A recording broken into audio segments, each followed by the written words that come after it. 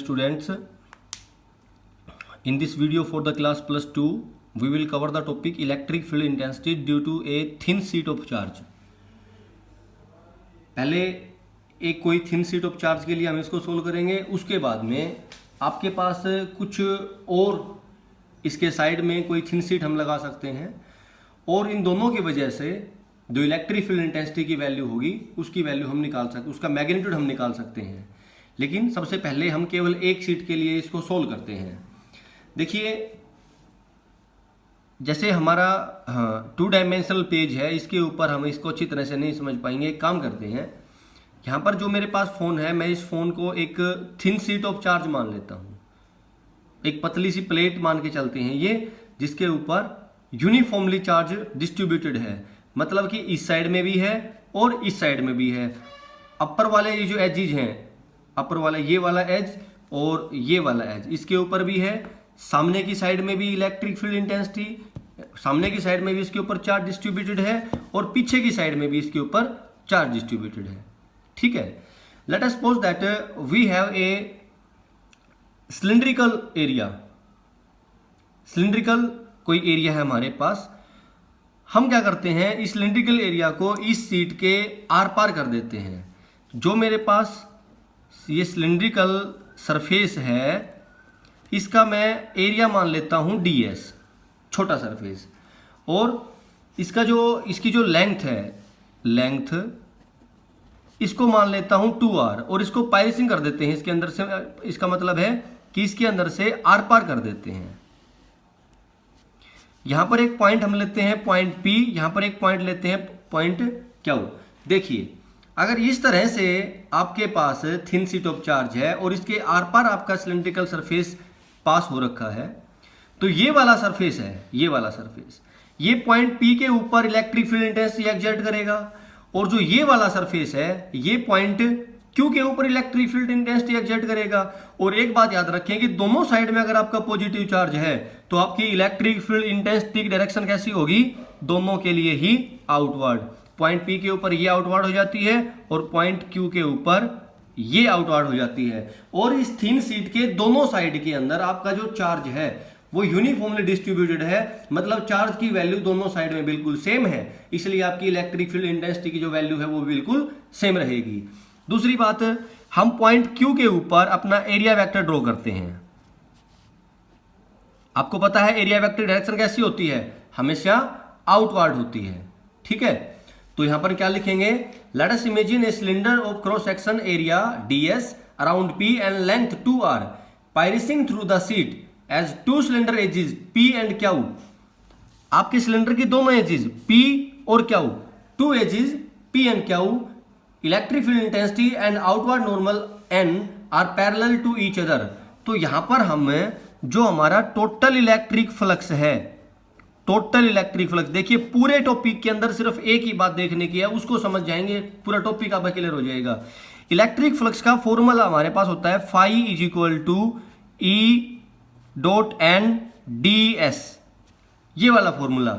लेकिन एक चीज हम यहां पर देखेंगे कि यहां पर जो हमारे सरफेस एरिया हैं वो एक नहीं, वो 2 लिए जाएंगे, 2 एरिया प्रोसेक्शन सेक्शन लिए जाएंगे. उसके पीछे वजह क्या है कि आपके पॉइंट P के ऊपर भी इलेक्ट्रिक फील्ड इंटेंसिटी एक्सर्ट हो रही है और आपके पॉइंट Q के ऊपर भी होने लग रही है. और P और Q के ऊपर दोनों अलग अलग सरफेसेस, मतलब इस पॉइंट P के ऊपर तो ये वाला सरफेस ज्यादा इफेक्ट करने लग रहा है और पॉइंट Q के ऊपर ये वाला ज्यादा इफेक्ट करेगा. तो यहां पर जो हमारे एरिया ले जाएंगे वो ले जाएंगे 2, En इंटू ds. अगर हम इसी इक्वेशन को आगे सोल्व करें, डॉट प्रोडक्ट खोलें, तो देखिए आपकी इलेक्ट्रिक फील्ड इंटेंसिटी और आपका एरिया वेक्टर, इन दोनों के बीच में एंगल कितना है, 0 डिग्री, क्योंकि दोनों सेम डायरेक्शन के अंदर डायरेक्टेड हैं. तो चलिए सोल्व करते हैं. En ds cos 0 डिग्री, आपके पास क्या बचा, 2e. n यूनिट वेक्टर था, इसका मैग्नीट्यूड 1 होता है, तो हम इसको छोड़ देंगे. ds, ये आपके पास इलेक्ट्रिक फ्लक्स बचता है. गॉस थ्योरम के अकॉर्डिंग आपका जो इलेक्ट्रिक फ्लक्स है वो किसके बराबर है, Q divide by epsilon not. आपकी इलेक्ट्रिक फ्लक्स के लिए वैल्यू क्या आई है, यहां से ध्यान से देखिए, आपकी वैल्यू आई हुई है 2E/ds is equal to Q divide by epsilon naught, और यहां से इलेक्ट्रिक फील्ड इंटेंसिटी का फॉर्मूला क्या बचा, Q divide by 2ds epsilon naught. देखिए चार्ज डिवाइड बाई एरिया किसके बराबर होता है, सिग्मा, जिसको हम सरफेस चार्ज डेंसिटी के नाम से जानते हैं, सरफेस चार्ज डिस्ट्रीब्यूशन के नाम से जानते हैं, और आपकी वैल्यू बच गई E is equal to sigma divide by 2 epsilon naught. देखिए ये वो मैग्नीट्यूड है आपकी इलेक्ट्रिक फील्ड इंटेंसिटी का जो कोई थिन शीट ऑफ चार्ज किसी पॉइंट के ऊपर एक्सर्ट कर सकती है। जो हमारा नेक्स्ट टॉपिक है वो बिल्कुल आसान सा है, ज्यादा उसमें कुछ भी नहीं करना, मतलब आपको सिर्फ ये वाली वैल्यू पता होनी चाहिए, आपका टॉपिक सॉल्व हो जाता है, जो कि इस चैप्टर का, जो आपका इलेक्ट्रोस्टैटिक पोटेंशियल टॉपिक चैप्टर चल रहा था उसका भी लास्ट टॉपिक है ये, जो अभी करवाया जाएगा। Let us suppose that we have 2 thin sheet of charge, और दोनों के ऊपर जो चार्ज की डेंसिटी है वो आप अलग अलग मान सकते हैं। पहले वाली शीट है, इसके ऊपर चार्ज डेंसिटी मान लीजिए आप सिग्मा 1, दूसरी वाले के ऊपर मान लीजिए sigma 2, both are positively charged thin sheet. Positive charge thin sheet means positive charge is uniformly distributed on the surface.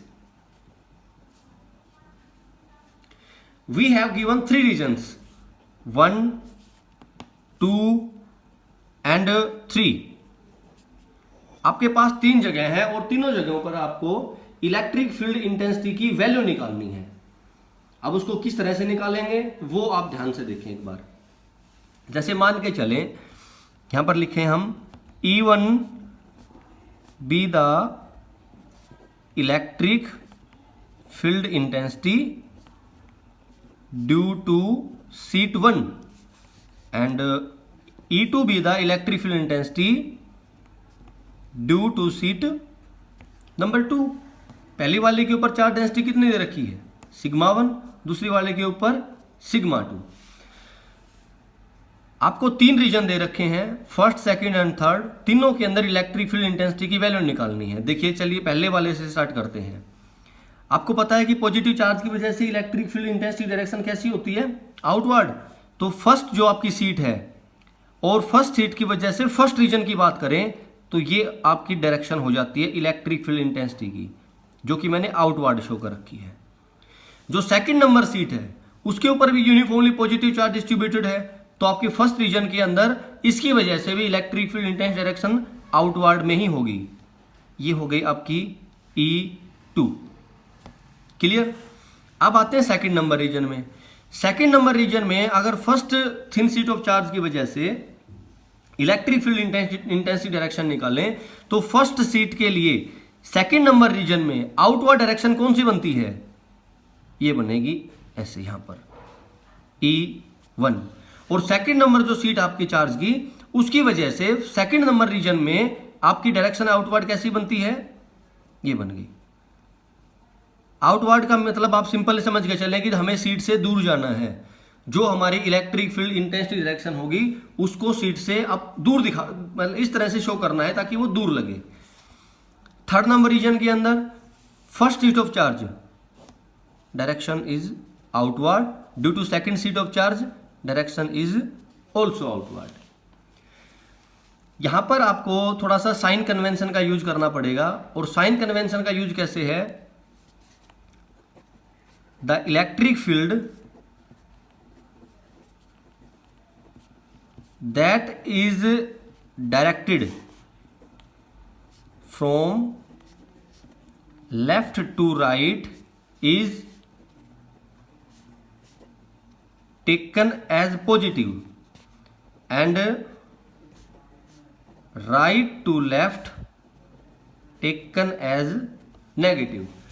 जो डायग्राम आपके सामने है, इस डायग्राम में ध्यान से देखें, जो भी आपकी इलेक्ट्रिक फील्ड इंटेंसिटी जिसकी डायरेक्शन आपके लेफ्ट हैंड से राइट हैंड की साइड में जाती है वो तो लेनी है आपको पॉजिटिव, और जो आपकी इलेक्ट्रिक फील्ड इंटेंसिटी की डायरेक्शन राइट हैंड से लेफ्ट हैंड की साइड में आने लग रही है वो लेनी है नेगेटिव। चलिए अलग अलग रीजन के लिए अलग अलग सोल्व करते हैं।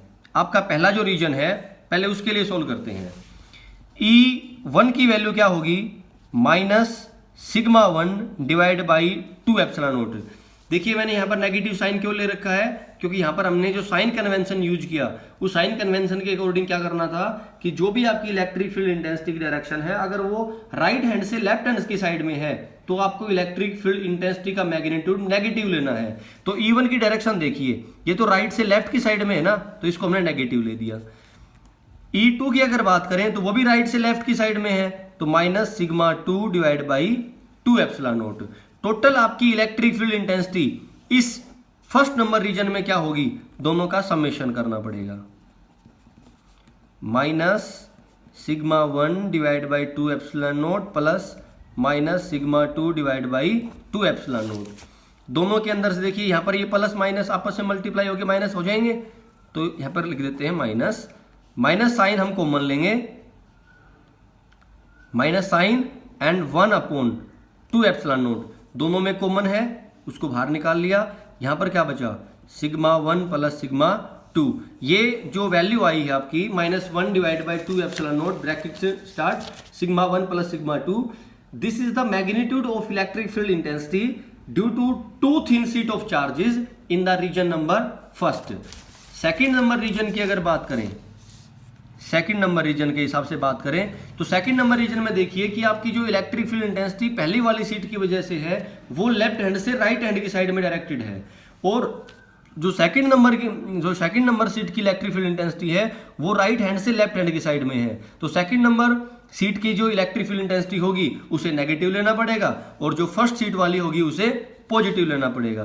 तो वैल्यू लिखते हैं इनकी, E1 is equal to sigma 1 divide by 2 epsilon naught and E2 is equal to minus sigma 2 divide by 2 epsilon not.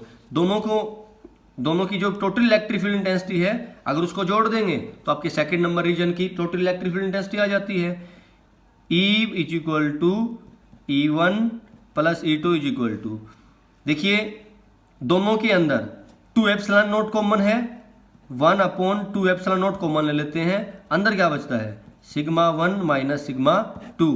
ये आपके सेकंड नंबर जो इक्वेशन होगी, सेकंड नंबर जो रीजन होगा उसकी इलेक्ट्रिक फील्ड इंटेंसिटी की वैल्यू आ जाती है। अगर हम थर्ड वाले के लिए बात करें, थर्ड नंबर रीजन के लिए बात करें, तो थर्ड नंबर रीजन में देखिए आपकी E1 और E2 दोनों की ही direction from the left hand side to right hand side है। इसका मतलब क्या हुआ कि E1 की वैल्यू भी पॉजिटिव लेनी है और E2 की वैल्यू पॉजिटिव लेनी है। दोनों की वैल्यू लिख लेते हैं यहाँ पर, E1 is equal to sigma 1 divide by 2 epsilon naught and E2 is equal to sigma 2 divide by 2 epsilon naught. Total आपकी इलेक्ट्रिक फील्ड इंटेंसिटी क्या होगी, दोनों का समेशन। तो देखिए दोनों इक्वेशंस में आपके 2 एप्सिलॉन नॉट कॉमन है, तो यहाँ पर इसको कॉमन ले लेते हैं 1/2 एप्सिलॉन नॉट, और आपके पास यहाँ पर अंदर क्या बचता है सिग्मा 1 प्लस सिग्मा 2। मतलब आपके 3 रीजन थे, फर्स्ट सेकंड एंड थर्ड, और तीनों के हिसाब से इलेक्ट्रिक फील्ड इंटेंसिटी की आपने पहले डायरेक्शन नोटेड की और उसके बाद में साइन कन्वेंशन लगाते हुए आपने अपना आंसर निकाला है। इसका जो स्पेशल केस बनता है, इस पूरे टॉपिक का जो स्पेशल केस बनेगा वो स्पेशल केस ये है कि मान के चलें कि आपकी जो दोनों चार्ज शीट हैं, अगर उनके ऊपर चार्ज डेंसिटी की वैल्यू बिल्कुल सेम हो तो क्या होगा। अगर चार्ज डेंसिटी की वैल्यू बिल्कुल सेम होगी, मान के चलें यहाँ पर ये आपका सिग्मा है, सिग्मा 1 है और ये सिग्मा 2 है, अगर सिग्मा 1 की जगह भी सिग्मा लिखा जाए और सिग्मा 2 की जगह भी सिग्मा लिखा जाए तो क्या वैल्यू हो जाएगी 2 sigma divide by 2 epsilon not. 2 से 2 ऊपर नीचे कैंसिल आउट हो जाएगा, आपका आंसर क्या बचा minus sigma divide by epsilon not.